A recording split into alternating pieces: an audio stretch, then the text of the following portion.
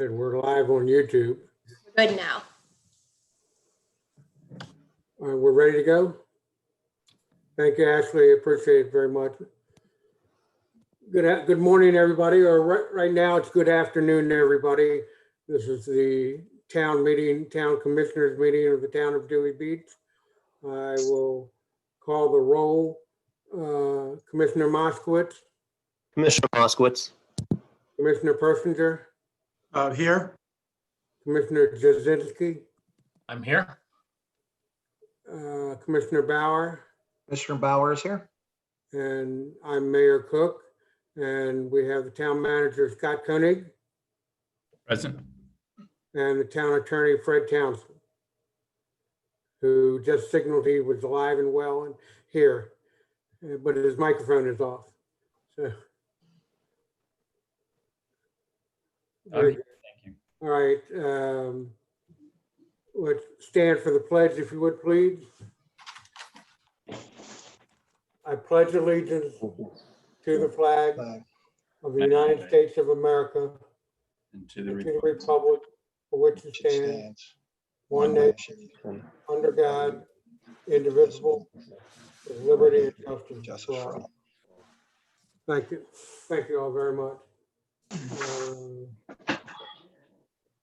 I would like to have someone move to adopt the agenda, but there's one change I'd like to make since we have one person that's on the line that will be on the line to discuss the final audit and to discuss the members creation chairman of the town manager search committee. I'd like to make number 4 number 2 and renumber the rest of them when you make the motion. Commissioner Bauer?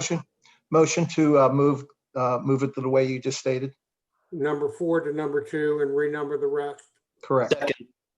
And there's a proper motion. Is there? Well, I have one comment. Could we strike the July 10th minutes because we approved that at the last meeting? Wait 1 second. Is there a second for the motion? I'm second. Mr. Moskowitz, you second, and you like to amend the motion to?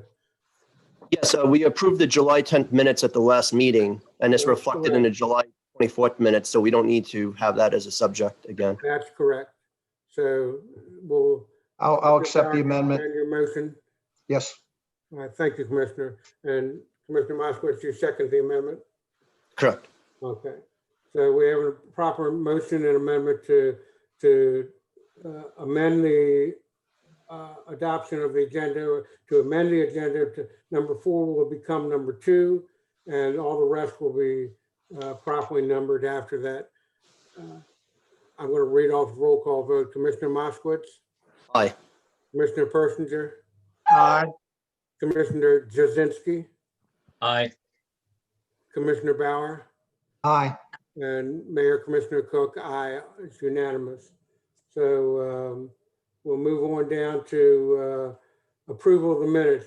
July 24th, 2020 Special Town Commissioners Meeting minutes.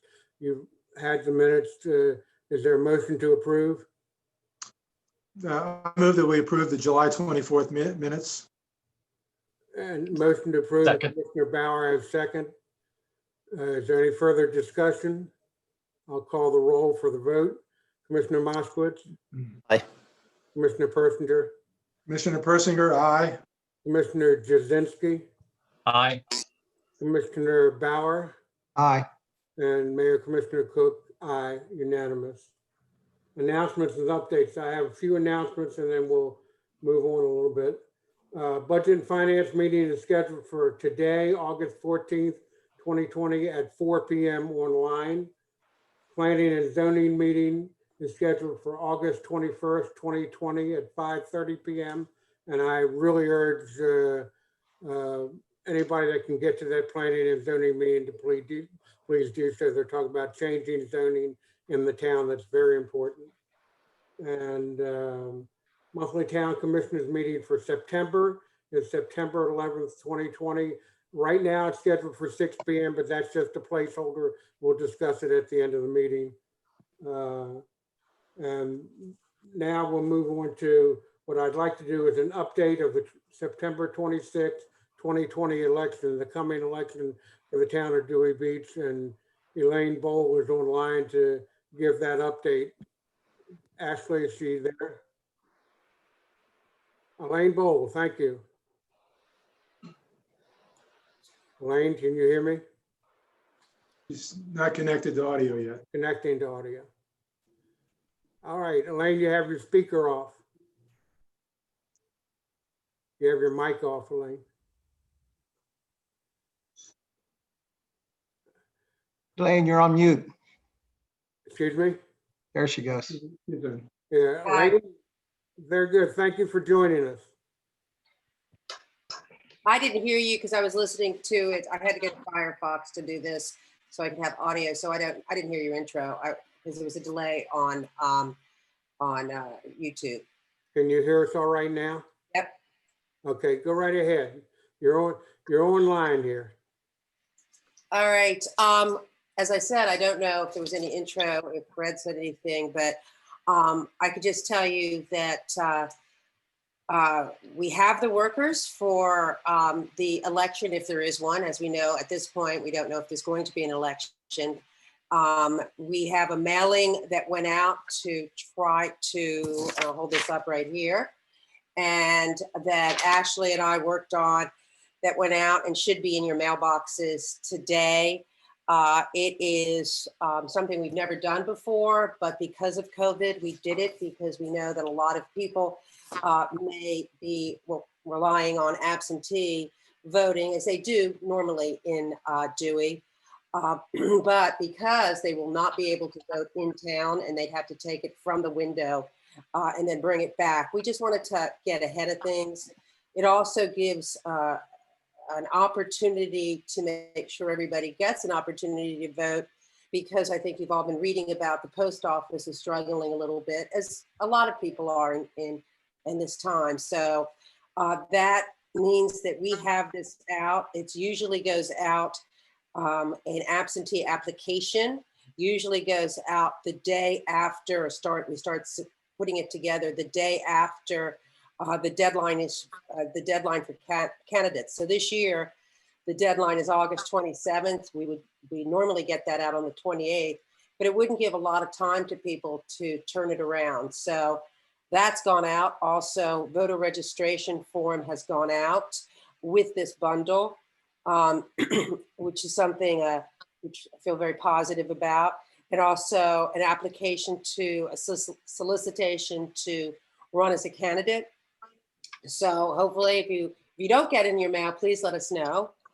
We also have secured a post office box, which is a new thing. And for COVID, because of the COVID situation, the Lions Club has actually allowed us to use their facility for the absentee ballot counting, which the organizational of that happens the day of the 27th. And then the counting actually happens on the day of the election. Very, very, very thankful that they're letting us use that space, because it has an ability to have the social distancing. And I guess the last thing is that Ashley has been working with Don to make sure that our space is, the election polls are COVID sanctioned or taken care of. And I went over to the Lewis election and went and saw their facility when they had that election and what they did. So that's all I really have to tell you. We don't even know if there's a race yet, but we're preparing and we're ahead of last year. Are there any questions from any of the commissioners? Commissioner Moskowitz. Yeah, so I noticed what went out had a wrong email to return the absentee ballots. So what happens if someone sends it to that email? Are we sending out like a postcard to the property owners, letting them know because it's very important in races that absentee ballots get returned, and we gave an email of Town of Dewey rather than townofdeweybeach.com. So it's an error where it could get lost and someone thinks they returned. Regarding that, which I just got this morning, I went and looked at the mailer that the town sent out, And it is correct in all other locations in that mailer, except in the instructions for the absentee ballot. And you're pretty savvy, David. You know how the email works. If it bounces back, it tells you it bounces back. And then you know it has bounced back. And then you look and you see, oh, what's the right one? Or you call. So that, and then this is the first mailing, which we've done, as I said, the first time ever, getting out the information to the owners. Another mailing, the regular mailing with the actual candidates, if there's an election, obviously, goes out. And of course, that will be correct. But it would be, oh, and an envelope also went because a lot of people like to mail. So I feel confident that that typo that was in the one instruction, even though it was I think a 3-page, is that right, Ashley? Yes. 3-page, the email was correct in all the other locations in the same mailer. Yeah. And they're getting another mailer and the town has sent an email. So I feel very confident that we're not going to lose any absentee ballots over that. There was, in Commissioner Moskowitz, and certainly you were the first one that picked it up, and I really appreciate you notifying us. And we're going to send out to the town email listing a correction on that one spot. There were a number of spots where we had the email address in that mailer, and that one spot didn't have the word beach in Town of Dewey Beach. It had the townofdewey.com. So we're going to send an email out about that, and it will bounce back to people if they have a problem with that. Commissioner Bauer. Yeah, Elaine, is it possible you can, does somebody own that particular email at Town of Dewey? Because I think there's a Town of Dewey in Wisconsin somewhere. Ashley, This is Ashley, an you wanna Ashley answer that? question because she set it up. hold on Yes. 1 second, Ms. Pohl. Hold on. Ashley, did you want to answer that question? Test email to that address this morning and it did bounce back to me. Thank you. So it's available. So why don't we just grab that email address and then we can save ourselves some money of doing a separate mailer? That- But that- that domain is taken. Hold on 1 second, please. Be acknowledged. I have thank you, Commissioner Bauer. I have Commissioner Moskowitz and Commissioner Jazinski. Yeah, we can Ashley could contact the town of Dewey and just tell them to set up an email for election and just forward it to us if they'd be so gracious. So that could just to cover if any emails go there, that's one way around that. Otherwise, we let people get it bounced back and hope that works. So I'm just saying there's two options to do, but it Hold on is the one town second. of Dewey in Wisconsin. We have a number. That's what I just said, David. Commissioner Jazinski, then Ms. Pohl. Commissioner Yeah, I just- Jazinski first. I just wanted to say that web domain is not available for purchase because the other town of Dewey already owns that domain. So buying the domain isn't really an option. And if Ashley's tested it and it bounces, it should continue to bounce. And I think that's actually preferable than to them somehow trying to take things and forward it. It would just create more confusion because you've got a third party who has nothing to do with our town. Elaine Bowl. And as I said, I don't think that we have another mailing. It's one spot. I'm not particularly worried about it, but I'm glad that David just brought up that issue because I thought, oh, okay, that sounds like a good idea. Why don't we take that email? If that is bouncing back, why would that email not be available? I'm just curious about that. So can I answer a Go question? ahead, Commissioner Jazinski, go ahead. Yeah, so there's two different things. The web domain, townofdewey.com, is owned by another town, okay? But they don't have a valid email address that matches it. So their email software is bouncing the email address. It's two different things, if you see what I'm saying. Yeah, so to continue to bounce back. But in the meantime, I will assure everybody that I and Ashley will contact the town of Dewey and explain what's going on. And so if there's any confusion that happens, we can take care of it ahead of time. Is that all right, Ms. Hudson? Yes, I actually sent a correction email out to the town notification list this morning. Thank you very much. Commissioner Moskowitz, are you okay with that? Yep. Mr. Townsend, do you think we'll have any problem with that?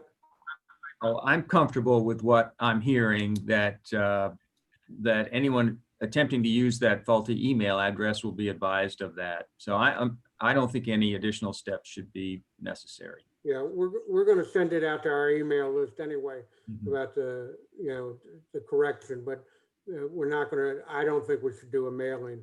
Is there any other questions for Ms. Bowl? Anybody else have any other questions for Ms. Bowl at this time?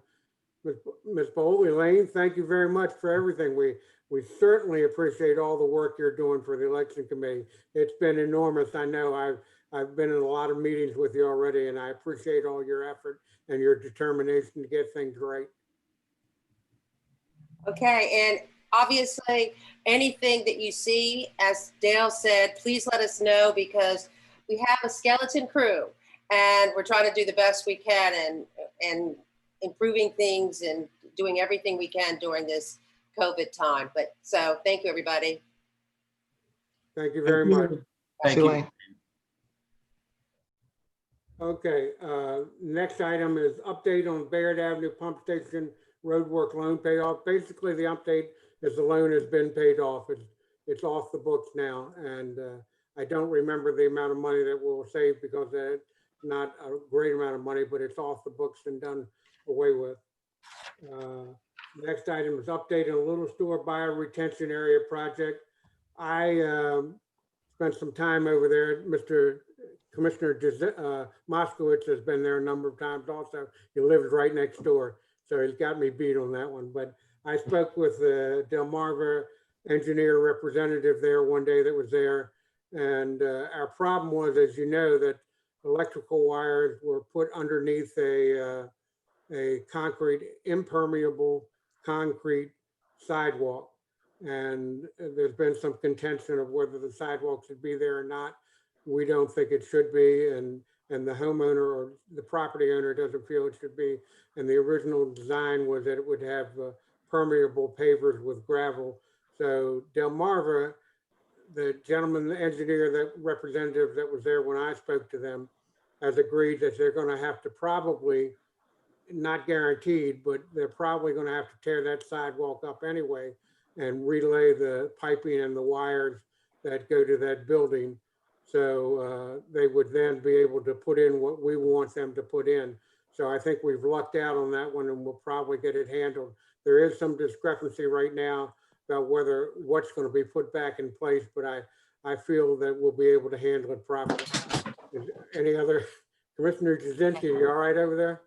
Yeah, something just fell down, that's all. Any other questions about the Little Store Bioretention Area? All right, Commissioner Moskowitz, yeah. Just we skipped over the next meeting. So after that, if we could talk about potentially putting that meeting at noon to save the town money. No, we didn't skip over it. I said it, and I said that we would address the time at the end of this meeting. Okay, sorry. All right, no problem. All right, I have one item that I sent you an email about yesterday that was my fault for not getting it on the agenda. We all got an email from Diane Hanson, the former mayor in Dewey Beach, you all know very well, talking about the 100th anniversary of the 19th Amendment. And there were many, many women's groups. 19th Amendment, of course, is the women's right to vote. And there were many women's groups that were planning events in this area. A number of events culminated by a parade down the Rehoboth Boardwalk. Unfortunately, because of the COVID virus, that all has been canceled, and all these groups now are asking Rehoboth and Dewey and the other local municipalities to fly the anniversary flag for, excuse me, for the 19th Amendment, 100th anniversary of the 19th Amendment. And I had indicated that I would put it on the agenda, and it was my fault it didn't get on. So unless if there's no objection from you all, I will set it up to fly the flag at Town Hall or the Life Saving Station, one or the other, and there will be no cost to the town. Hearing no objection, we'll go ahead and move on. That flag will then be flown below our flags from August the 26th through September 9th. All right, we'll move on to public comments. Ms. Hudson, do we have anybody for public comments? No, the only person in the waiting room is Julie Johnson, who I believe is there for item number 1. Right, we're moving on to item number 1 right now. Thank you very much. And keep me moving, keep all of us moving, Ms. Hudson, if we slow down. Item number 1, action and discussion. I have discussed and possibly vote to accept the final audit for fiscal year 2019 to 2020. Ms. Johnson, I see you online, but you don't have your microphone on. Your microphone needs to be put on. There we go. Thank you. Very good. Yep. If you will. Can you hear me lead now? us into this discussion, we also have the next discussion with you involved, so don't get offline after we finish this discussion. Go right ahead and Okay. present the audit. Go Okay. ahead. Hopefully all the commissioners now have gotten the final draft of the audit report, as well as the management letter, and other document. We apologize for it getting out to you also late. Cohn Resnick was waiting on some information with regards to one of the lawsuits from Attorney John Brady, and he was not very forthcoming getting back to them so that they could make sure that there weren't any alterations that needed to be made to the final edition of the audit. They got that information. Fred Townsend also weighed in on his response, and basically nothing changed from the draft. So we feel very confident as a committee in recommending that the commissioners vote to finalize that, to accept this as the final edition of the audit. Presently, are there questions from the commissioners about the audit that's been posted? Are there any questions? Commissioner Bauer, then Commissioner Moskowitz. Yeah, Julie, can you give us just a brief synopsis of what the audit showed us? Basically, the audit showed that we're still in good shape. Obviously, revenues are a little bit down. Well, that'll show up more for next year. But things are in shape. Obviously of a concern was the fact that not as much got accomplished from last year's recommendations, but I think that's a product of, a lot of it's a product of COVID and them not being in a normal working environment to be able to address some of these issues. As a committee, I know we're going forward.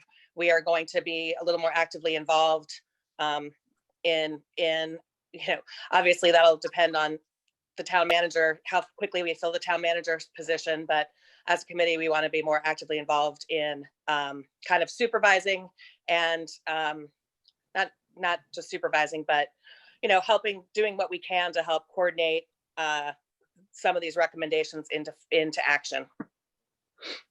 All right. Thank you. Does that answer your question, Commissioner Bauer? Absolutely. Thank you. Commissioner Moskowitz.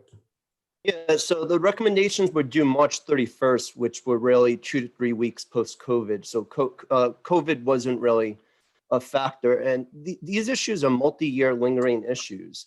And I would like to see like the audit committee at the next meeting in September have a prioritized spreadsheet showing all the audit issues, the resources needed or assigned, and what should be accomplished. And every 3 months, just review it to keep the town on task. I believe one of the issues is in an accounting handbook, and it calls into question the internal accounting firm. And I believe we just at this point need a competitive bidding process, because I think it's a simple issue, a handbook. If they do other towns, they should have a handbook. They adopted for Dewey, and we could get that solved, and that's been a 2-year issue. I disagree with the management response in particular, pushing things off in technology to 2021, because what that does is gives us two years to do it, so it misses next year's audit. The issues in that technology are password, disaster recovery, and cybersecurity. And those are issues that affect the town. Changing passwords, if things go bad, cybersecurity, and these issues have also been lingering for years, and I have the background to help and serve the town as a resource. And if the mayor would think about it, or the commissioners, however which, I'm happy to sit down with the interim town manager, Jim, and just basically spec out, these are the applications that have disaster backup, these don't. This is how we do backup recovery. It's a simple thing. I have a good IT background and we can get it done. So, I mean, I believe this audit, like obviously the audit will be approved, but I would like to see that item changed from September 2021 to March 2021, March 31st, 2021. And I believe if we work together, we can get it done. Because it's really simple stuff, low hanging fruit, but if the town systems go under, it has a profound effect. Thank you, Commissioner Moskowitz. And, you know, I agree, Ms. Johnson, I agree with the commissioner that maybe the audit committee should, for lack of a better term, push the commissioners a little more and the town manager a little more to actually get things accomplished. We have so much going on with so few staff members in-house that sometimes things get just forgotten. And, you know, if it's not as important as other things that day or that hour, things get pushed aside. And it would be helpful, Ms. Johnson, I think if you would encourage your committee to get together with the interim town manager to start working on some of these items. They have been held over for more than 1 year. So would you think that would be possible, Ms. Johnson? Yes, I mean, that's, we have every intention. We discussed that at our last meeting. I got you. And I appreciate your help. You know, everybody in town is volunteer. Nobody's getting paid for this. The interim town manager will be on board on the 18th, and I would encourage that committee to get together with him and start the process of moving on these things that are mentioned. Oh, I'm losing people here. Okay. Mr. Dedes just came on and shuffled everybody around. So. Oh, yes, we did. We did intend to have a meeting. At our last meeting, we expect to have a meeting sometime in September, and we'll get with the interim town manager at that point. Thank you. I really appreciate your help on this. And Commissioner Bauer had his hand up. Commissioner Bauer, go ahead. Yeah, and this is for the audit committee. So one of my thoughts is all these things, I'm assuming, aren't free, correct? I mean, all these items that we want to do, maybe we can put a price tag along with each action item to see what this is going to cost us, because we always have to weigh how we're spending town's money as well. Understand that they're all important things, and is this the correct time to be spending a lot of money, or should we be looking the other way? And I think as commissioners, we'll vote how we feel best served on it. I know in the past we had discussed hiring that part-time financial person that we agreed earlier this year that we were going to hold off not doing because of the budget concerns. So things like that, maybe, you know, we can put them on track. Hopefully financially next year looks better than this year, and we have the money to pay for these things. Thank you, Commissioner. Commissioner Persinger, you had your hand up. Yeah, first of all, I want to thank Julie for chairing the audit committee and also for the service of all the audit committee members. I mean, this is a successful audit. It does have a couple of recommendations in here that are longstanding. And just to remind everyone, you know, if you go back 2 years, August of 2018, when we accepted the audit for that fiscal year, we passed 2 motions, one of which was to revisit our decision to hire an outside accounting firm, rather than hiring a finance director. And then secondly, we unanimously directed the town manager to develop a formal accounting procedures and policy handbook. Neither of those things, unfortunately, got done for whatever reason. Both of them showed up as recommendations in last year's audit, and they've shown up again in this year's audit. Some of the timing that is suggested in the management response to these recommendations this year, I think are way too long. I do not recall at any time that we agreed to hold off on hiring a finance director, either part-time or full-time. We were never even presented with any of the candidates who submitted resumes. So, you know, that's history. That's what's taken place. What I would like to do is, again, with the help of the oversight role of the audit committee, is to find some ways to see if we can move up the timeline on some of these activities, particularly the accounting procedures and policy handbook. I believe the management letter indicates that there is a draft. And if that's the case, we need to get that into some final form. There are a couple of other things that are in the audit committee, not the least of which is a general fund balance policy. That is something also that the audit committee might be able to help us with. I know the town manager and a couple of us struggled with trying to develop the draft of that fund balance policy. The auditors took a look at it and said, kind of nice try, guys, but, keep it working. And so we need to do that, and we need to have some priority to that. That's an important part of our county system as well. So Thank you, Commissioner. Now, I want to make one statement and then go to Town Manager Koenig. Mr. Dedes, you don't have your mic on, so if you want to speak, go ahead and put your mic on. But Town Manager Koenig, you're up next. Yes, thank you. So to try to respond to some of these things, there is a draft of the accounting policies handbook. So I would say 90% of that is done. It's a matter of us deciding whether we like what they've written or if we want to make a change to it.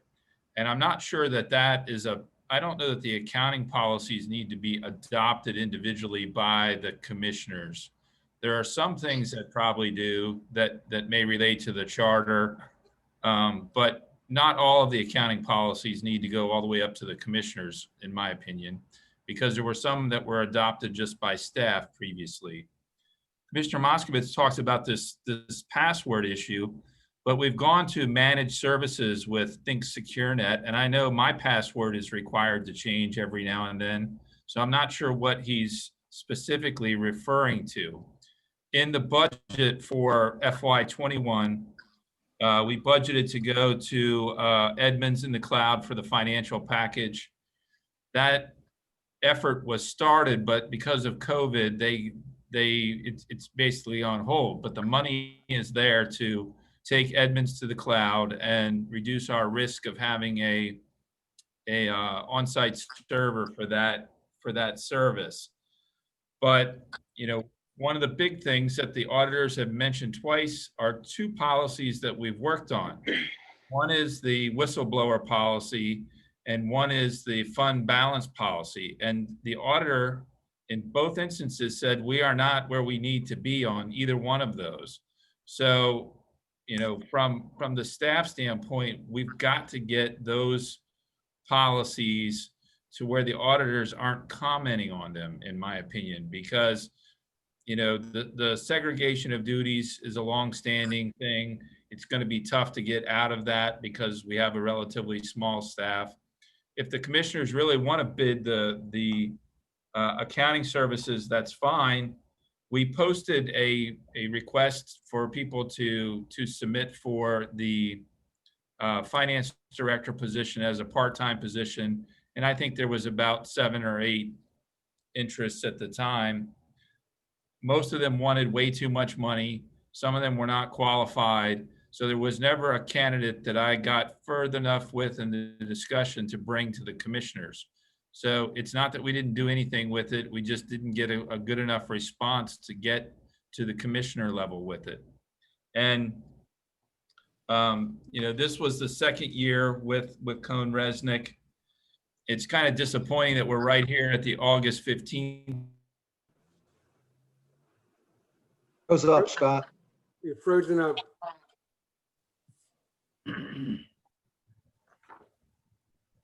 Let's see if it's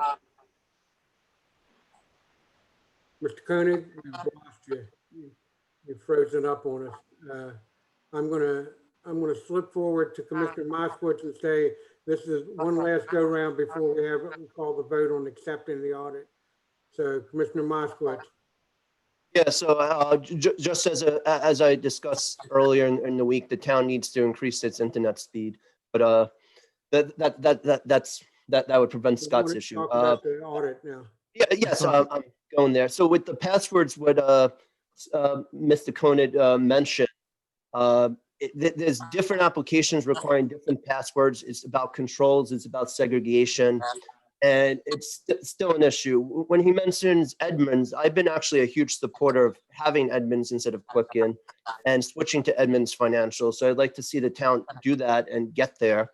Switching from a hosted application to a cloud application is done routinely and it shouldn't require much work. With Whistleblower, one of the things the auditor suggested and we were supposed to do and we never did is there's supposed to be like there's a call-in service and there's a Commissioner, I'm going to interrupt you for a minute. please, we've got to move on now. So sum up what they're saying, please. Yes, for the whistleblower, there's supposed to be a call-in service. And for that call-in service is a simple thing. It's $10 a month or $15 a month, and the town could do that and get past that recommendation as well. Many firms use it. I would like to do the motion to accept the audit and change the IT response to March 31st, 2020. Well, I had Commissioner, I'm gonna, because I had other hands up and said we're gonna go through the commissioners one more time and then call the question, I'm gonna call that out of order at the time. Commissioner Jazinski and then Commissioner Bauer. Thank you, Mr. Mayor. Julie, I just wanted to also add my thanks to you and your team doing the audit. You guys always do a good job every year, the committee does. And, but I had a suggestion that I wanted to say is these types of things that I call almost kind of compliance things and risk things, these issues that kind of like policies and procedures and IT security and stuff like that. These types of things seem to come up every year, and some things get done and some don't. What I might suggest is, rather than us just setting a deadline, that in your committee, whoever's kind of responsible for the individual ones, they put kind of a timeline of what's going to be done by when. So there's more of a work plan over the course of the 6 months or a year that's going to take to get it done. And maybe we'll just have a little bit more success getting some of these off the table, doing it that way. Thank you, And- Commissioner. Commissioner Bauer. Yeah, I agree with David on it. Let's let the committee do their work. And just attach what, we have to approve the money. I mean, everybody says this is easy.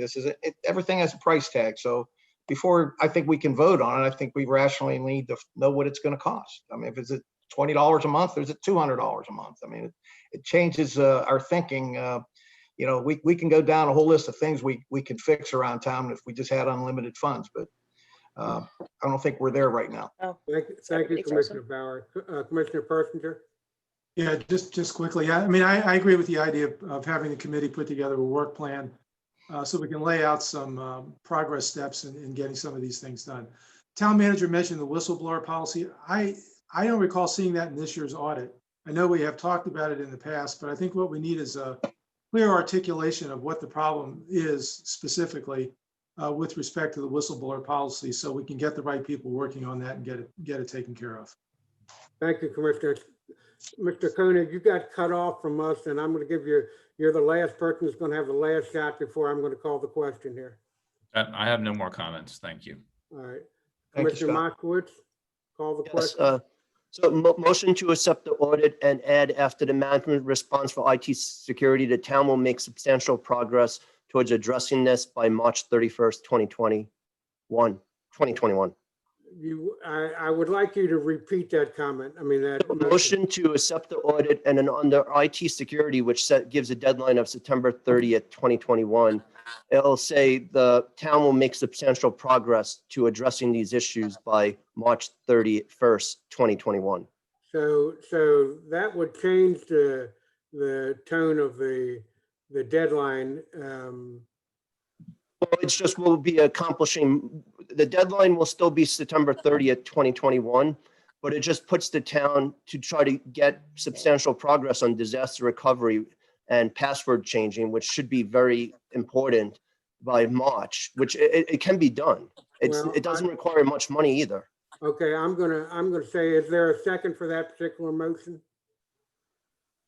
Anybody want to make a second for that particular motion? Hearing none, that motion fails. Is there another motion, Commissioner Bauer? Motion to accept the audit as is. No other strings attached to it. Accept the audit as is. Okay. Is there a second? Commissioner for that Jasinski motion? seconds. I'll second. Commissioner Jasinski and Commissioner Persinger both seconded. So it's been a proper motion to accept the audit. It has been properly seconded. I'll call the roll. Commissioner Moskowitz, Aye. Commissioner Jasinski, Aye. Commissioner Persinger, Aye. Commissioner Bauer, Aye. and myself, Mayor Commissioner Cook, say aye. It's unanimous. We're going to move on to the next item, which was item number 4 and is now item number 2. Discuss and possibly vote for the creation of and members for the Town Manager Search Committee.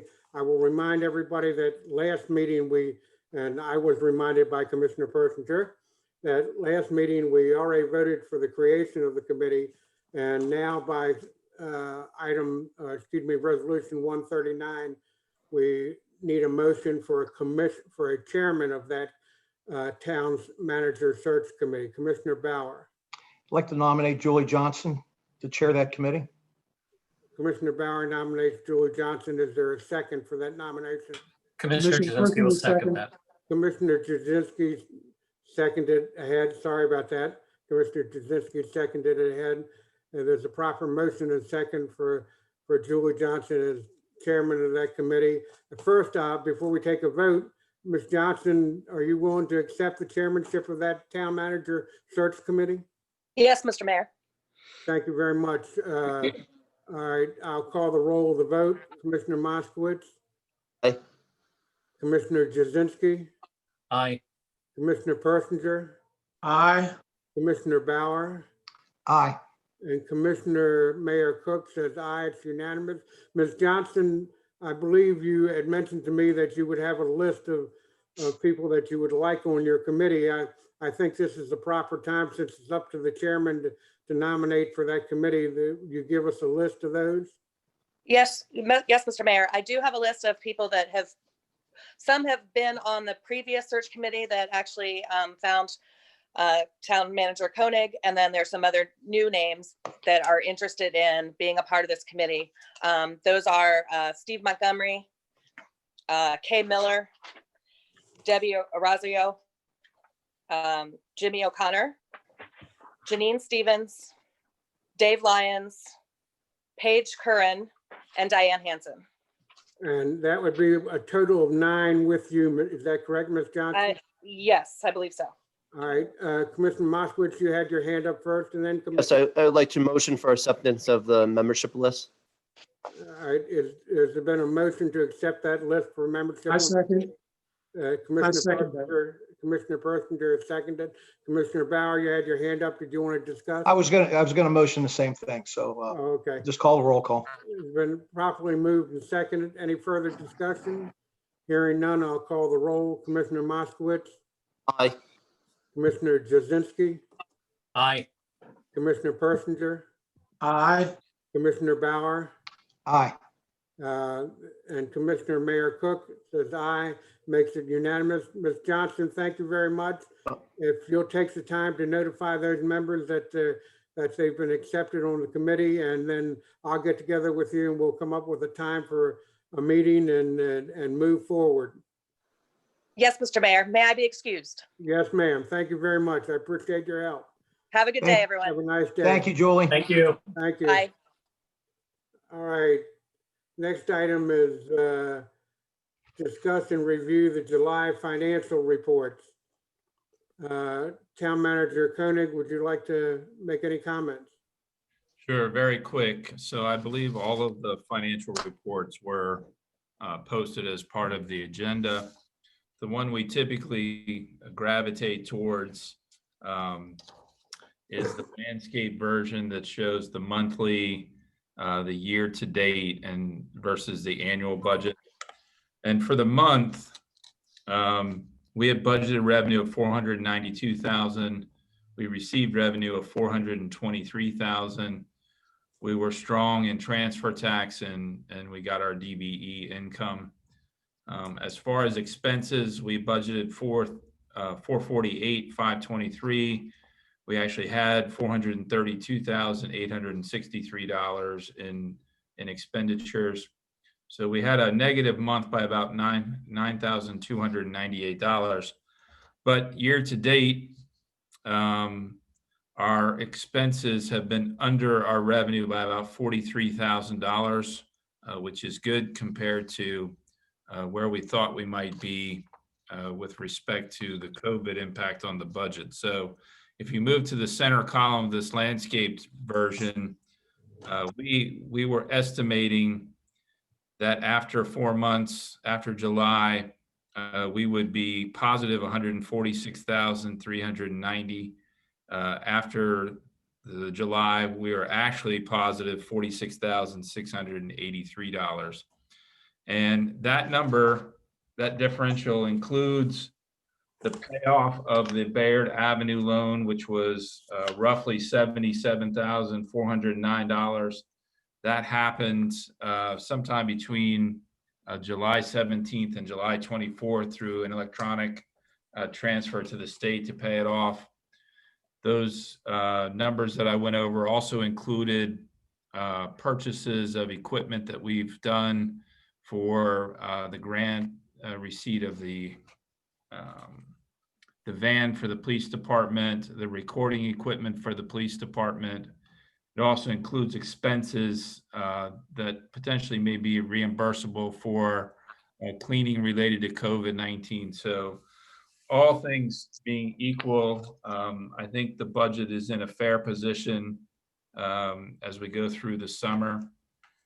If you want, we can go over the COVID-19 spreadsheet, or I can answer individual questions you might have that I may be able to answer. Are there, Commissioner Jazinski, you had your hand up. What is your current closest to the pin number where you think our revenues are going to end up for this fiscal year as part of your last meeting?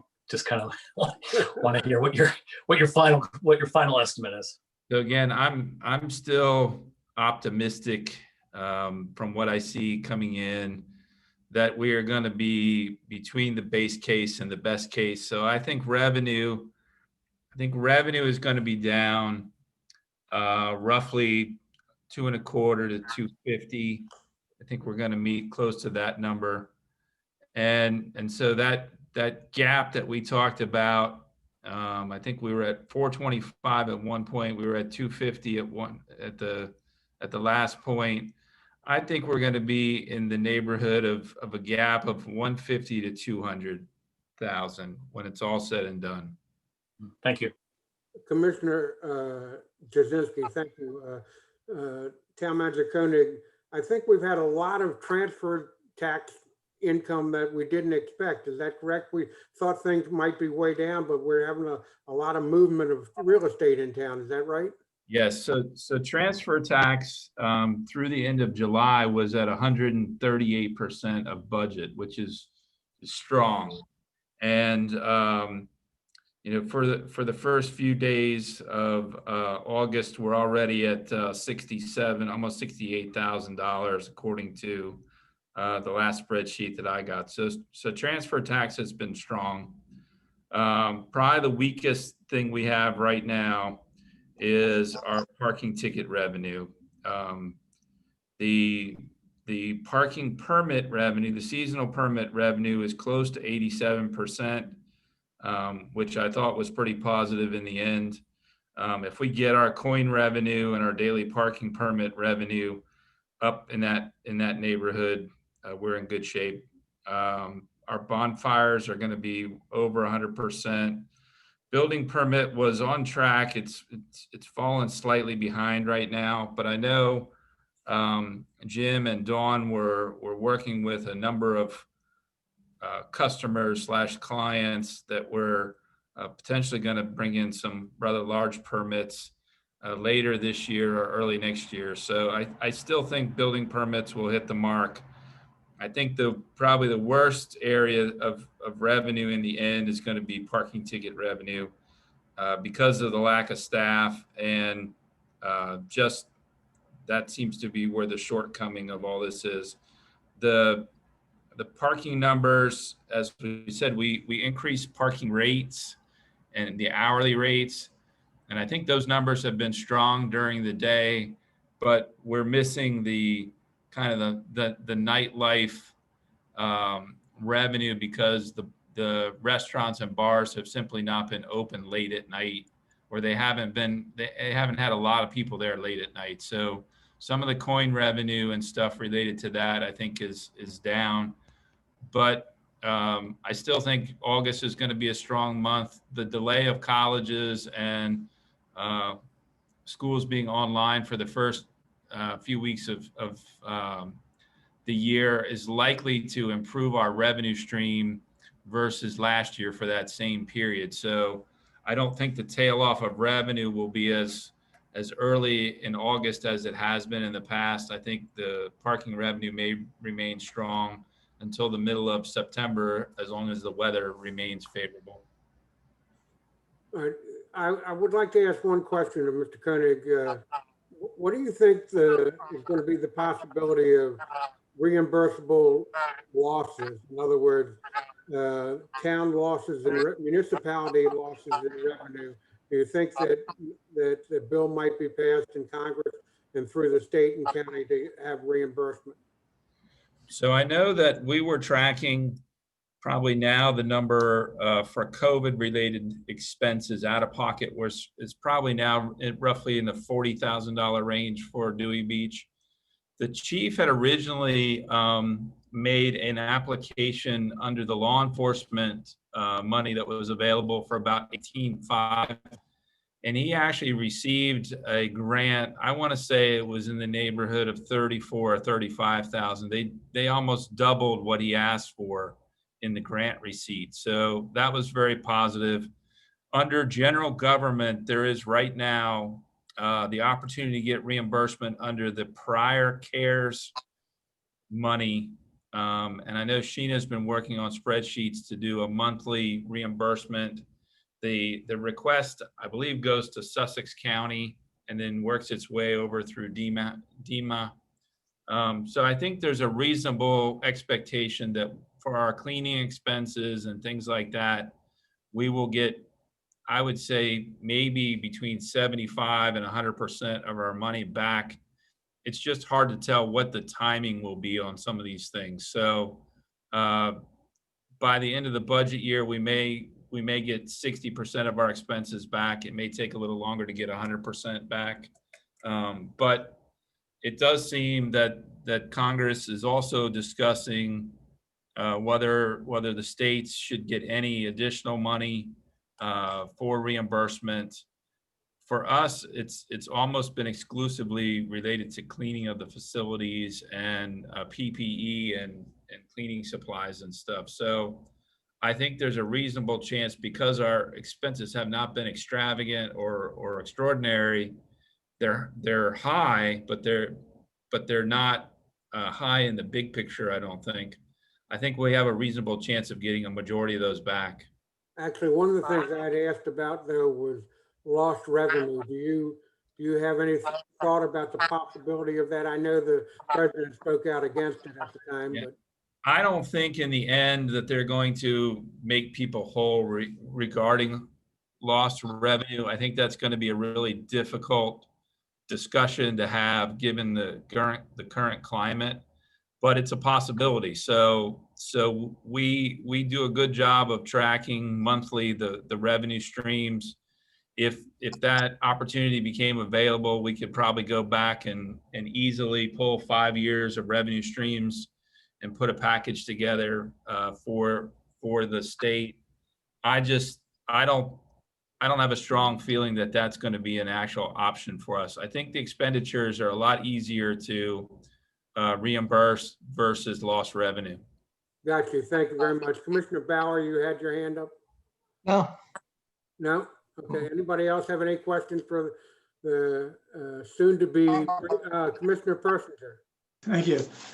Since you started talking about the COVID scenarios, I just want to make a couple of comments there, but then come back to the financial reports. I hear the town managers, the outgoing town managers' optimism about the revenues. I'm a little more pessimistic about that. I think our parking revenues are really not doing, with the exception of the seasonal parking permits. We're probably, after you adjust for the fact that we raised the rates, I think we're probably about 20 percentage points below where we should be on daily parking permits, and maybe 10 to 15 percentage points worse than we should be with respect to parking meters. So, at the end of the year, we may hit, I'm guessing at this point, based on what the data that I've seen, maybe 80% of what we expected in daily parking permits, and maybe 85% of what we expected in parking meters.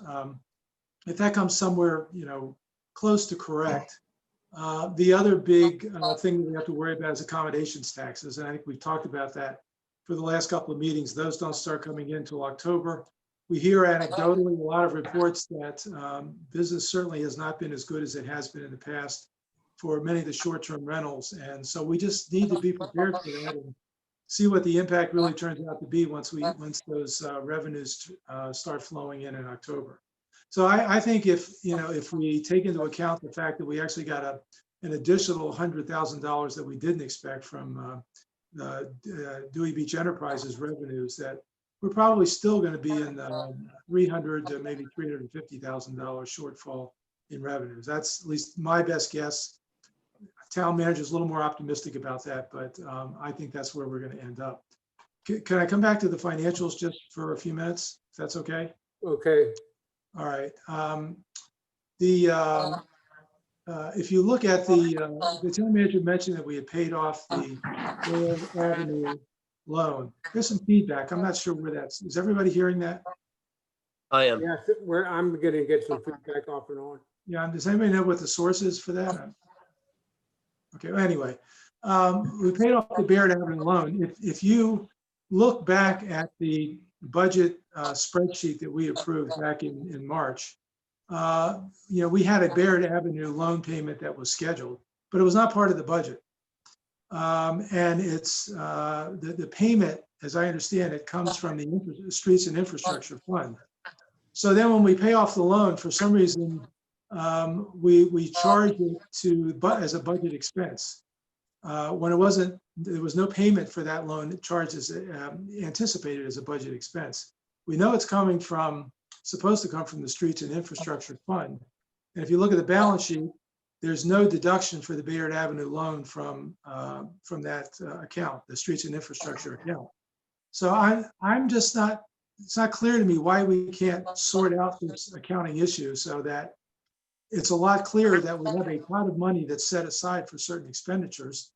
And we're drawing money from it, presumably, but then it shows up as a draw on our expense side and makes our budget look worse than it really is.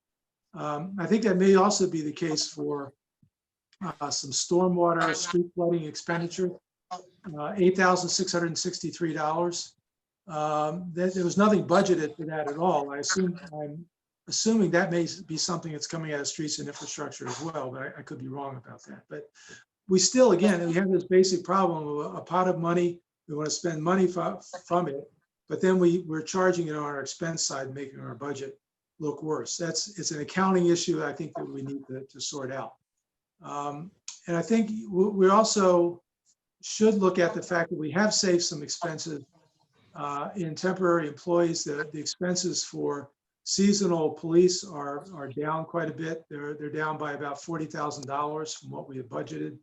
We also, code enforcement expenses have also been significantly reduced. I can't find the figure at the moment, but I believe that was somewhere around $50,000 reduction in code enforcement expenditures. So there have been some cuts on the expense side, but I think the picture could look a little better if we're able to take care of some of those accounting issues. Thank you. You're on mute, Mayor.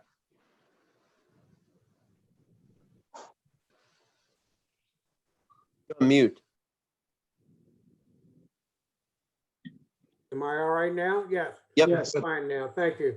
It said the host muted us and then the host would like to unmute you. So please don't mute us anymore. Whatever you do, whoever it is. Is there any other comments for any other commissioners? Commissioner Moskowitz. Let's go one last. So I agree with what Commissioner Persinger was stating. I actually think we have a base case of minus 650 and we're probably going to be minus 650. The transfer tax is good now because rates are low, but that just means more people may buy now and not buy later when rates go higher, or if they go higher. So transfer tax varies greatly, so you can't go month to month. Parking is down. Rentals is the big unknown. That comes October 15th or a little bit after, and that's likely to be down by a good haircut. And this is a multi-year issue. The other thing is missing from the budget. We still have to do the life-saving station roof, which is probably 50 to 65 grand. And we were supposed to do police vehicles. They're a year older, and you have to figure next year we're going to have to get 1 or 2 vehicles. or at least attribute that cost towards the vehicle. So there's other expenses that we're delaying. So I mean, I really think, as Commissioner Persons said, like, I don't think it's as optimistic as it is. What I would suggest is we always do the budget in February and March, and we should do the budget earlier this year, sometime in November, December, and do like what we've been doing as scenarios. So we have a base case budget and then sort of a COVID budget if things stay as is, because so we can prepare for next summer, because a lot of the hiring happens in February and March. And then we're making the decisions after seasonal employees get hired. So we need to make decisions a little bit earlier this year based on two different scenarios, a COVID scenario and hopefully a vaccine. All right, thank you, Commissioner. Now, we've been through Commissioner Persinger, Commissioner Moskowitz, Commissioner Bauer, and Jazinski. Commissioner Bauer first. Yeah, you know, I want to be optimistic about things. You know, it's how we act on what we're facing here. I know we've talked about this ad nauseum a number of times. Did we need to recommend cuts earlier on, and we didn't. So the roof on the life-saving station. Yeah, what could we do to prevent that? I mean, that was going to happen eventually. So here's the question that I think we all have to entertain as commissioners: are we going forward and spending money that we've already approved, or are we putting freezes on things? If I agree with David Moskowitz that we have a $650,000 problem, if I was a family running my family that way, I would say, I know we need a new roof, but let's try to limp through. If we agree that it's a $200,000 problem or downfall, then maybe, we look at things differently. So I don't know if we want to be pessimistic or optimistic, but I think ultimately we have to solve the problem that we keep kicking down the road. I have a suggestion that I brought up to Dale this week was, is there a possibility we can extend parking into September and October, so we get some parking revenue and maybe make up some of that shortfall? So let's stop spending money if we have a problem, and then two, let's try to get some money in this place and do things that help our businesses to bring some of their business back. Because I think sometimes we make problems worse, and I think we need to start solving problems as opposed to just letting them go. Thank you, Commissioner. I said this was the last go round, Commissioner Moskowitz. So now, Commissioner Jazinski. I guess the only comments I'd make on this is, we really can't control the revenue. What we can control is expense. There's variable outcomes we're going to have. We, ask for a certain amount of expense control. To a large extent, it looks like we're going to get what we ultimately settled on as a number. And there's a good chance that we'll run a deficit this year. It's an extraordinary time. It's not desirable, but, it's kind of what we already kind of agreed that we're going to do. Thank you, Commissioner. Well, we've been through everybody on this subject, and I want to tell Mr. Dedes, who's listening to the meeting right now, that you have a job ahead of you. Even though you're just going to be interim town manager, you have a lot of jobs ahead of you concerning the budget in particular. I asked Ms. Hudson, do you have anybody online that wants to talk about okay, then we'll move on to the next item. Item number 4, discuss and possibly vote to approve the establishment of a GoFundMe account for beach wheelchairs. This was Commissioner Moskowitz's item, and I'd like to start off with him. Yeah, so the way the town's process has been working is we go to different businesses and we ask them for funds or people we know. And then we try to get funding for beach mats or beach wheelchairs. And we tell people call in town hall. So then town hall gets phone calls and they take credit card numbers. In 2020, the way to automate this is to set up a GoFundMe page. And this way it can go viral. It can reach property owners who may not have been as hit by COVID as the business owners have been here. I mean, at the last meeting, they said they raised $100 for beach wheelchairs. And I'm actually proposing this for beach wheelchairs and beach mats, the maintenance of it, because the beach mats have a maintenance component. And I believe we set up a GoFundMe page. They get like a small fee, which is like 3%. And then any donation we get goes towards beach wheelchairs and beach mats, and it helps cover a considerable cost for the town. And it just gives property owners who may not be aware and may be out of social circles the ability to contribute, or it could be visitors. People could visit, have a great experience, and see the GoFundMe page and say, hey, I used that beach wheelchair. My grandma used the beach wheelchair. I want to contribute. I really like the beach mats. It gives everyone a way to contribute and helps the town. And it's a positive revenue source for little work. Thank you, Commissioner. Is there any other comments from the other commissioners? Commissioner Bauer? Yeah, do any other towns do this that we're aware of? I mean, I normally, when I see a GoFundMe, I think of, somebody whose family had their house catch on fire and they didn't have insurance, or, it's to help people out. Do we know of any other towns that use this as a source of revenue? I'll go to Commissioner Moskowitz on that. There's other assorted communities that raise money, but at this point we have a house. COVID-19 is decimating our businesses and we need to raise money. Beach wheelchairs we're committed to, beach mats we're committed to. Everyone loves the beach mats, but we have to pay for the maintenance. And that's the biggest issue, the maintenance, the extension of it. Like, we need to pay for the beach wheelchairs. And if it doesn't work out, then we cease the page. But if we get any money, that's extra money towards those goals. Well, I hate to be a Grinch about this, but we can't change what was advertised on the agenda. And it was advertised as a GoFundMe account for beach wheelchairs. So that's what Commissioner Persinger. Yeah, I think extending this to maintenance of the beach mats is going a little too far. It's too vague. I mean, buying wheelchairs is one thing. I mean, it's a physical thing that, people can focus on. They know it's a good thing, but the maintenance is a little too indefinite, I think, to include in something like this. I don't know if other jurisdictions or other municipalities have done this kind of approach or not. It's kind of a hands-off approach. It's a low fee, so it may be something worthwhile considering.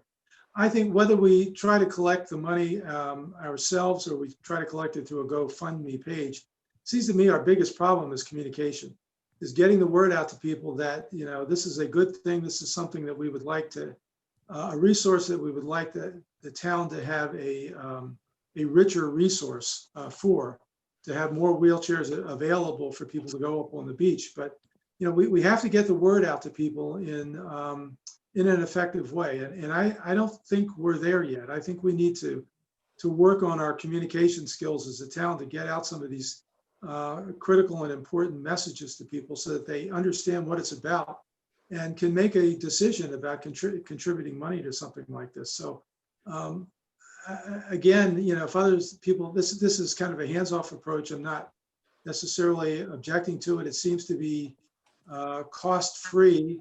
The only cost involved seems to be if you actually collect some money, and then there's a percentage associated with that as a fee to the GoFundMe organization. But again, either way, I think we need to communicate this in a better way. Commissioner Jasinski?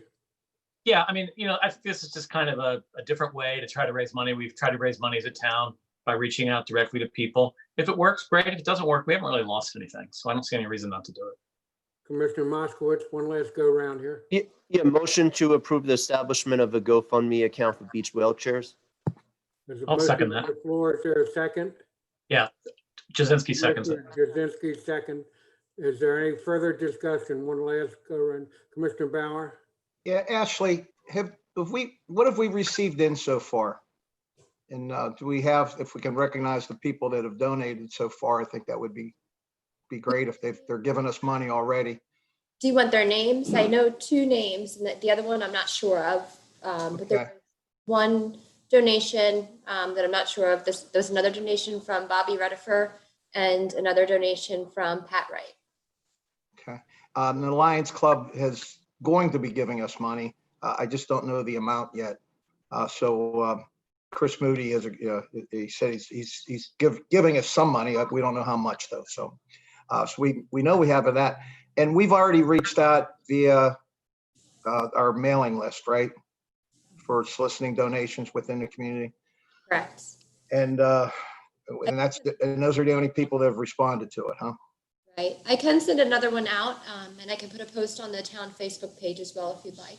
Yeah, I mean, I think soliciting donations and making, I think those are good to do. I'm just worried about the image we're projecting by raising money that we should be raising ourselves, Commissioner Persinger, last time? Well, yeah, I'm just not sure what sort of communication have we sent out already? I don't remember getting we sent out a letter or an email or what? There was an email sent to the town notification list of the link that they can go to on the website that has the information. Okay, unfortunately, I think that is too easy to ignore. Generally, what comes out, it comes out and says, there's some important information here, and here's a link. And only those people who take advantage of the link actually click on it, go, and then they can read what is intended. I think we need to spend more time up front putting into the email the content of what it is we're asking for. That's in the there. way to get people, to draw people's attention to it. Okay, thank you, Commissioner. We've had our go around here. There's a proper motion on the floor with a second. I'm going to call the question here in roll call order. Commissioner Moskowitz, Aye. Commissioner Bauer, Nay. Commissioner Persinger, Aye. Commissioner Jazinski, Aye. Commissioner Mayor Cook votes aye. It's 4-1. The motion passes. Next item. Discuss, item number 5, discuss end of season protocol for Dewey Beach Patrol. I put this item on the agenda. Every year we sort of discuss, are we going to extend the beach patrol? Are we going to have them cut off as a time normal where we cut off the weekend after the holiday weekend? It's scheduled to stop on the weekend of the 13th this year, September 13th. That's the weekend after the holiday. And my gist of the matter is, or my understanding of the matter is, that we probably should not think about extending the season for our lifeguard. And I'll be very honest with you, because of it's hard to get guards towards the end of the season, even though they're able to do it. And it cost us a lot of money. And I don't think we have the money to extend the season, but I'll leave that up to the commissioners. I've talked to the lifeguard captain. He feels that there's going to be a lot of people because there's no school now, or school is homebound, and the weather might be good. So, each year we have this discussion, and each year we've done different things. Commissioner Moskowitz? Yeah, I realize I may be in the minority, but I believe we should do something similar to April or May, where we had like 3 lifeguards just roaming the beach in the ATVs, and at least be around till September 30th, because it's usually you have lifeguards on weekends, just on weekends till the end of September. And you don't need a full slate of lifeguards, but just to have for an emergency an extra like 3 lifeguards just roaming around and just making sure being available would be helpful. Thank you, Commissioner. Any other commissioners have comment? Commissioner Persinger, Commissioner Bauer, and then Commissioner Jazinski in that order. Commissioner Persinger. Yeah, clearly we have a budget problem. So, the easy solution here is just to cut it off at September 13th. The question that I have is, do we need to post signs as a result of that? If we make that hard decision, cut it off September 13th, do we then have to post some signs that the beach is unguarded from that point forward?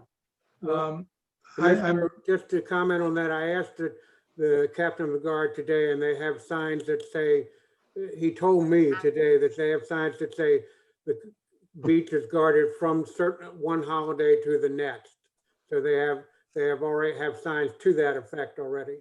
Okay. Well, I think those should be posted. I'm almost inclined to go with Commissioner Moskowitz's suggestion to have some minimal lifeguard presence on the beach. But my concern there is that, if something were to happen, that people would say we had guards on the beach, but they were clearly inadequate to do the job. And so that might create more problems for us than it would solve. So I guess I'm in favor of cutting it off at September 13th. Commissioner Bauer? Yeah, right now it costs us about $3,000 a day to guard the beaches, correct? So we're still at full staff through September 13th. I'm just trying to understand the, what staffing we're doing up till then. Who are you asking that question of? Yeah, who would know that? Scott?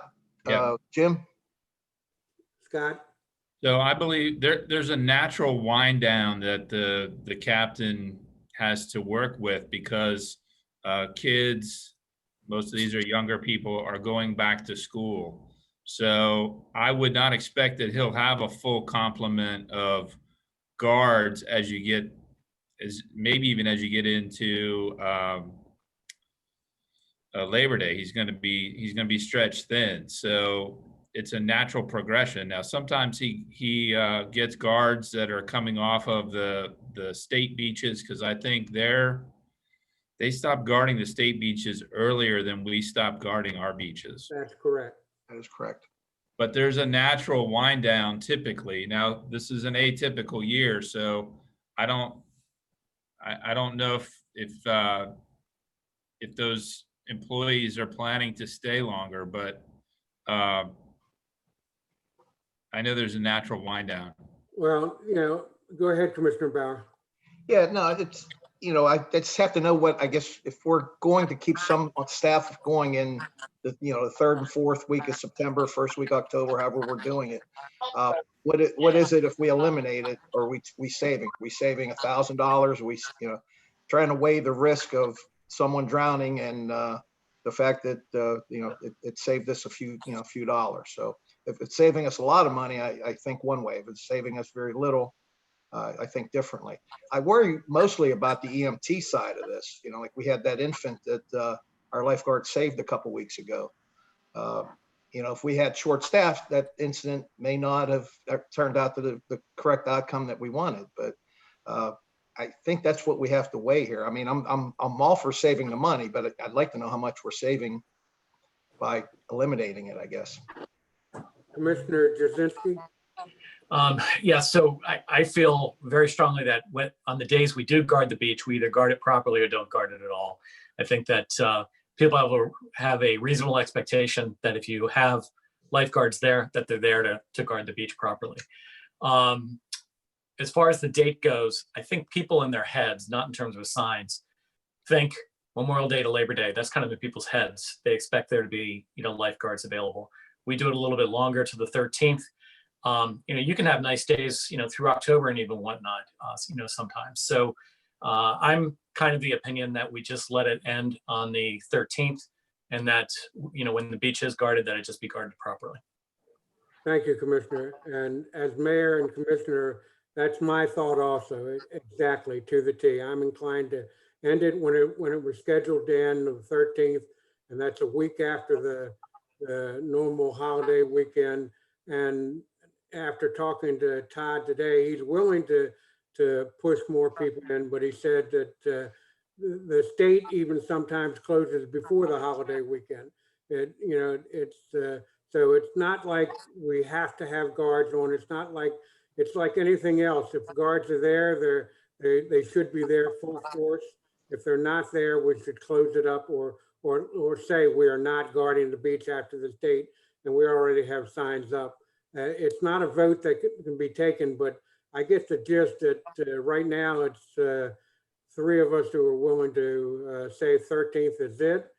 One of us who wants to extend it for a while with a minimum number of 3 guards riding up and down, and one of us who's not sure about the money and depends on which way he would go on that one. So I'm going to advise that unless we have a special meeting and take a special vote, we're going to close it down the weekend of the 13th. And that's what was scheduled. And that seems to be the way the majority of us are going right now. So is anybody else have any other comments they want to make about that? Thank you very much. Item number, excuse me 1 second. Item number 6, discuss and possibly vote to extend ordinance 756 pertaining to the face mask and social distancing requirements. I want to apologize to people. I sort of fouled up our town attorney and didn't specifically say we'd like a new ordinance, but it's an extension of an ordinance. And I spoke with him again this morning, and he said he could work that out. So I want to pass this over to Attorney Townsend to explain what we're going to do here. Well, I'm not so certain that that was your error, Mr. Mayor. But in any case, I have circulated a couple different versions. I think the latter of which is probably the simplest, which is an amendment to the existing ordinance 756, which was posted in anticipation of today's meeting.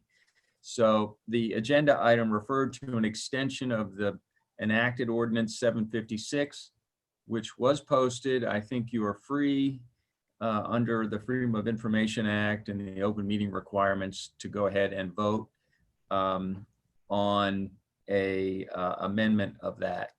I did send one to Ashley. I don't know if it's been circulated to everyone. She's nodding yes. But even if it weren't, I think you could properly take a motion to extend the effective date of ordinance 756 an additional 60 days. So hopefully you've had a chance to check your emails during the meeting and find it. And I see Mr. Jasinski has a question and perhaps another is out there. Go ahead, Mr. Jasinski. Yeah, I guess my question, Mr. Townsend, is can we just do an extension and reference the existing state Delaware public health state of emergency, and that when that state of emergency for public health is over, the emergency ordinance is over, rather than having to do these 60-day things and keep bringing it up? Mm-hmm.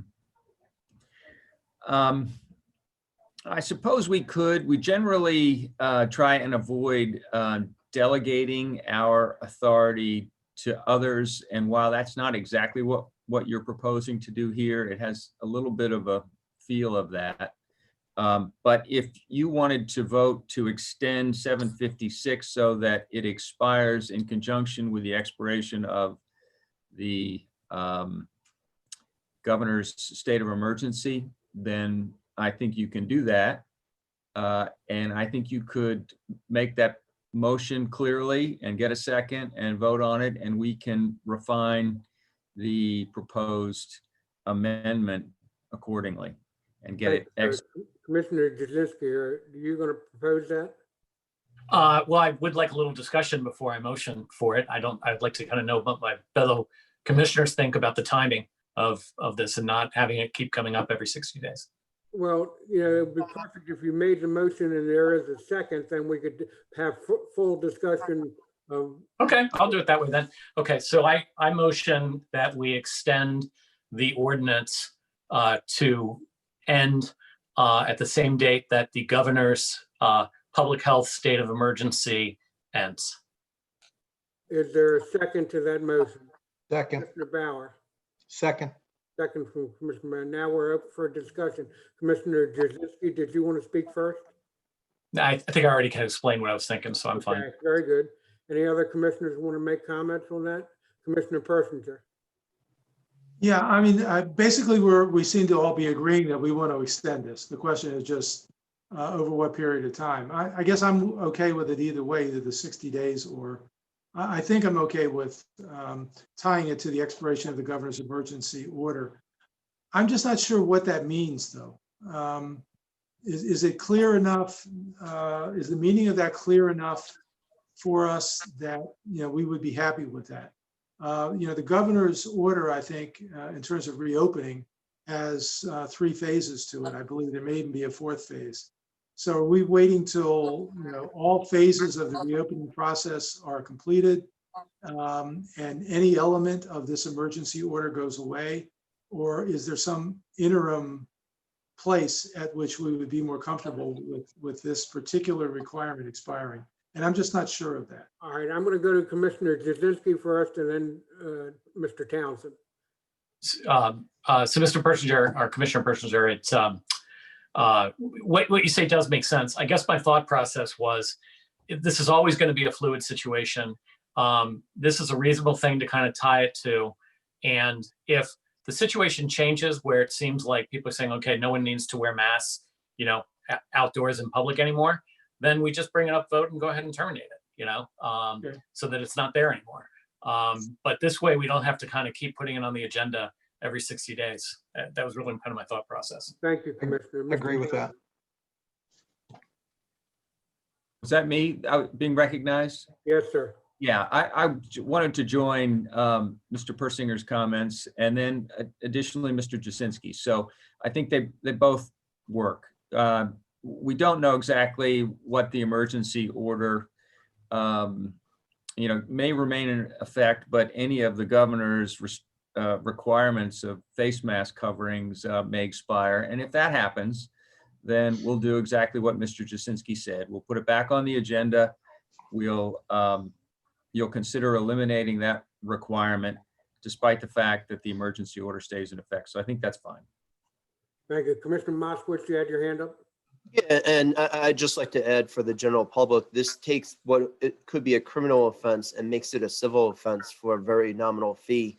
So other towns have been faced with enforcing a criminal offense, and we don't want to be going there. So this ordinance takes criminal to civil, and it's basically, it's not saying face masks are required, it says social distancing is required.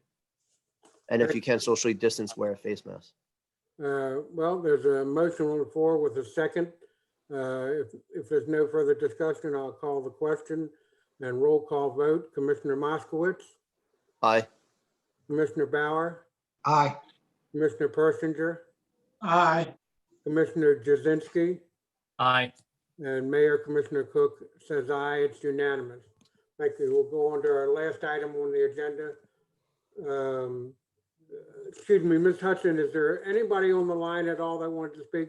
Thank you. I just want to double check. I keep forgetting on that. Item number 7, discuss and possibly vote to approve 2 members as election officials of the 2020 Town of Dewey Beach municipal election. Those 2 members are Phil Winkler and Paige Martin. Do I hear a motion? Do I hear a So motion? moved. I'll move.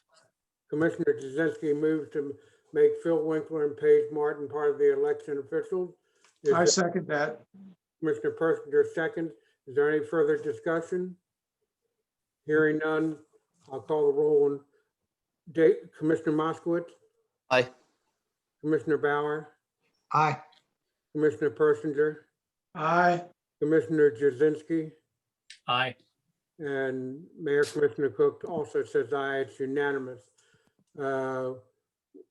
We also have to discuss, I said I would discuss when we went over it at the announcement about the monthly town commissioners meeting September 11th, 2020. It's listed as 6 p.m. Does anybody have a problem with that? Commissioner, Yeah, I think we should do it at noon to save the money because that's what we've been doing. So why not just have it at noon and save the town some money rather than going to overtime? any other comments from the commissioners? Mr. Koenig, did we actually go into overtime with the meeting at 6 o'clock? It would be Ashley would be the overtime person. So Okay, because I just, Jim will not. Jim will not, you say? Jim will not, no, Oh, Jim will not, yeah. no. And Okay. well, Fred doesn't have an after hour rate. It's just, he just has an extraordinarily high rate. And it's not a motion and we can't vote on it, but commissioners, is there any other commissioner that has any other thoughts? Personally, I would rather keep it at 6 p.m. and get us back in line with going back to in-person meetings that we can do now. Other towns are beginning to do it and the county's doing it. So my personal opinion is I'd like to keep it at 6 o'clock, but the Commissioner Moskowitz would like to have it at 3. Is there any, Commissioner Persinger? Well, you're making a big distinction there. You're talking about an in-person meeting at 6 o'clock versus a virtual meeting at noon or some other time? Well, we I'm not sure we're actually talking. don't know that yet. You haven't decided whether you want an in-person meeting. I personally would like to go back to that, but it's not up to me only. I would propose that if it were me, but you your comments, Mr. Persinger? Well, I mean, I would be fine with moving the meeting earlier to noon, particularly if we're doing it virtually. And again, saving whatever minimal overtime costs there might be. There is some burden there. So if we can save that, that would be fine. But I think, there again, there's a big distinction between in-person versus virtual. So we need to That's talk about correct. that. It is. Any other comments from any other commissioners? Well, since I don't hear any, Commissioner Moskowitz, you want to make one last comment? Yeah, the meeting in October will be on Saturday morning, so that goes back to the morning. So for the last Friday meeting, it just makes sense. We can save a little bit of money and just make it easy so staff is not working late. Let's just have it at noon. I'm going to remind you of this one about that quote, say, if we can save a little bit of money the next time you talk about spending money we don't have. So Yes. I'm kidding you, sir. All right, let's leave it. Let's make it, go ahead, Commissioner Persinger. Can we just get a sense from the other two commissioners? Because I don't think either of them have expressed a preference. Sure. Mr. Um, Jasinski. It doesn't really make a difference to me whether we do it at noon or at 6, but I would like us to kind of decide now if the next meeting is going to be a virtual meeting or an in-person meeting. Commissioner Bauer. Noon is right in the middle of my workday, but if that's what everybody wants, I can adjust my schedule to do it. I mean, I'd prefer to do it, I'm getting paid by my full-time job to do a full-time job. Yeah, I So, understand. but if need be, I mean, I can work around that.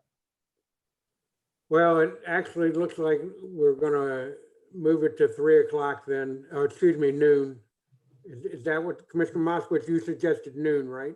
Yeah, and I think we should just keep it Zoom at least for September, because September is supposed to be an interesting month with schools going back and it's still an unknown. Well, We'd all have to socially distance rather with than face make a masks. long discussion of it, we'll say it's gonna be a Zoom meeting right now, and Okay. I'll be in touch with you, the rest of you. I assume that it will be a Zoom meeting unless the rest of you decide not. So, so the final item, excuse me, One in the waiting room now for, I believe, public comment. I can't understand you. There is someone in the waiting room now. Would you like me to bring them in to see if they have public comment? Okay, go right ahead then. Remind them of the 3-minute.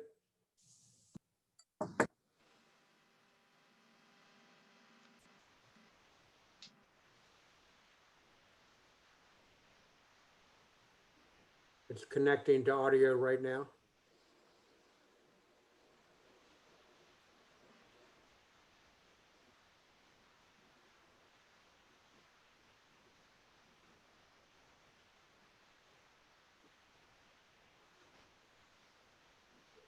Are you there? It says connecting to audio, so we'll hold on just a minute here. We don't want to be too quick to cut them off.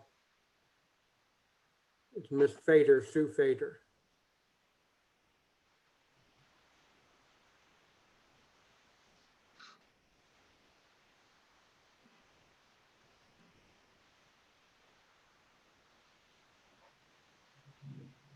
We've done pretty good. We're only at an hour and 35 minutes, so looks like we've lost her. Ms. Fader, are you still there? No, she's not there. We've lost her. So we'll if we get her back by the time we finish comments, we'll have her. If not, we'll ask her to send all the commissioners an email about it. Item number 8, commissioner comments. Commissioner Paul Bauer. I don't have any comments at this time, other than thanking Julie Johnson for good work on the audit committee and the good future work for her and her team here with the new search for town manager.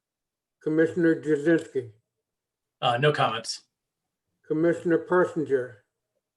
I do not have any comments. Oh, excuse me, I skipped. Commissioner Moskowitz.